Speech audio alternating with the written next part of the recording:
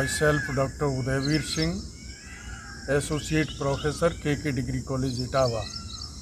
आज की इस योगा क्लास में आप सभी भाइयों और बहनों का स्वागत है। आज हम आपको एक महत्वपूर्ण प्राणायाम के बारे में बताएंगे। उसका नाम है कपालभाति। कपालभाति क्या है, इसके करने की विधि क्या है और इसके लाभ क्या हैं, इन बिंदुओं पर हम आपका ज्ञानवर्धन करेंगे। तो निश्चित रूप से कपालभाति एक बड़ा ही महत्वपूर्ण व्यायाम है। कपालभाति योग की षटकर्म क्रिया के अंतर्गत आता है। संस्कृत में कपाल का अर्थ होता है माथा और भाति का अर्थ होता है तेज।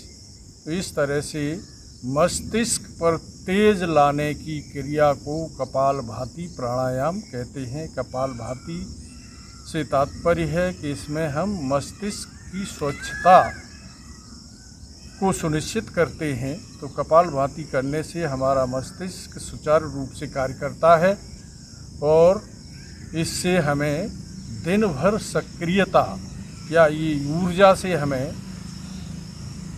भर देता है, जिससे प्रत्येक काम को करने में हम सक्रिय रहते हैं। इसको करने की विधि के बारे में मैं आपको बता रहा हूँ कि कपालभाति प्राणायाम करने के लिए सबसे पहले हम किसी आसन पर बैठ करके और सिद्धासन, पद्मासन या सुखासन, जिस आसन में भी आपको सहज लगे उसमें बैठ करके इस प्राणायाम को करना चाहिए। रीढ़ की हड्डी, ये विशेष ध्यान रहे कि रीढ़ की हड्डी को सीधा ही रखें। रीढ़ की हड्डी को सीधा रखते हुए सिद्धासन में या पद्मासन में बैठ करके हम कपालभाति प्राणायाम करें तो इससे हमें ज़्यादा लाभ प्राप्त होंगे। कपालभाति से लाभ क्या है?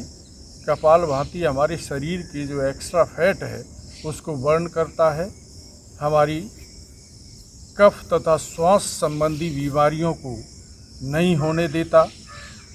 जिन भाइयों बहनों को अस्थमा का रोग है वो अस्थमा का रोग जड़ से खत्म हो जाता है और ये निश्चित रूप से हमारी शरीर के आंतरिक अंगों को स्वस्थ करके हमें एक निरोगी काया उपलब्ध कराता है।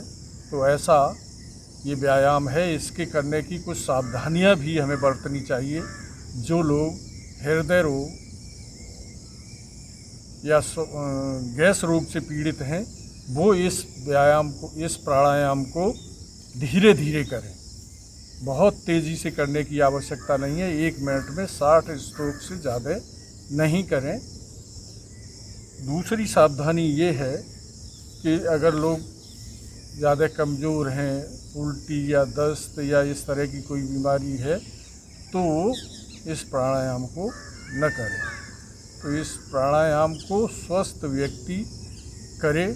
और सबसे पहली बात ये है कि हम अपने सुबह सुबह शौच आदि क्रियाओं को करके पेट को साफ करें। नींबू पानी, गुनगुने पानी में नींबू डालकर पानी पिएं, जिससे हमारा पेट साफ हो और पेट साफ होने के बाद ही इस कपालभाति प्राणायाम को करें। तो अब इसका अभ्यास हम आपको बताते हैं। तो हम नाक के दोनों छिद्रों से सांस तेज़ी से बाहर निकालते हैं और उसी गति से पेट को संकुचित करते हैं और सांस दोनों छिद्रों से जब लेते हैं तो पेट को बाहर जाने देते हैं। तो ये क्रिया हम स्टार्ट करते हैं।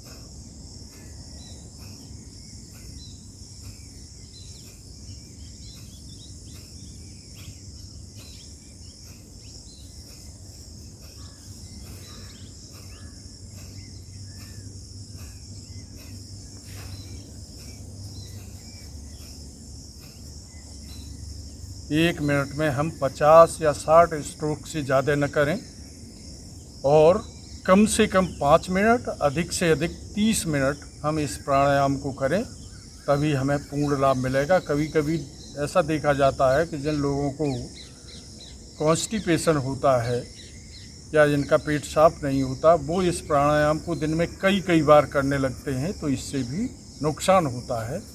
आप सुबह या शाम को तब करें जब आपके लंच जो आपने लिया है दिन में, अगर आपने 1 बजे लंच लिया है तो 4 घंटे बाद 5 बजे लगभग आप इस प्राणायाम को कर सकते हैं। तो ये प्राणायाम हमारे लिए एक ऐसी क्रिया है, ऐसी रामबाण क्रिया है जो हमारे शरीर को निरोगी काया उपलब्ध कराती है, हमारी आंतरिक शक्तियों को जागृत करने का कार्य करती है। तो इस प्राणायाम को अगर आप नियमित और प्रभु का स्मरण करते हुए, ये धारणा मन में लाते हुए आंखें बंद करके इस प्राणायाम को करें और ये सोचें कि हमारी अंदर की सारी नस और नाड़ियों में प्राणवायु प्रवेश कर रही है और हम निरोग हो रहे हैं, हमारी अंदर के सारे रोग नष्ट हो रहे हैं, तो आपको बहुत इसका फ़ायदा मिलेगा। भाइयों बहनों, इस प्राणायाम को रोज़ करिए, यही हमारी शुभकामनाएं आपके लिए। बहुत धन्यवाद। आप इस चैनल को एक बात और कि अगर आप हमारे इस वीडियो को प्रतिदिन देखना चाहते हैं, इससे प्रतिदिन लाभ उठाना चाहते हैं, तो इसे लाइक, शेयर और सब्सक्राइब ज़रूर करें और सब्सक्राइब के बगल में जो बेल आइकन है उसे ज़रूर दबाएं, जिससे नियमित रूप से हमारी वीडियो आपको मिलती रहे। नमस्कार।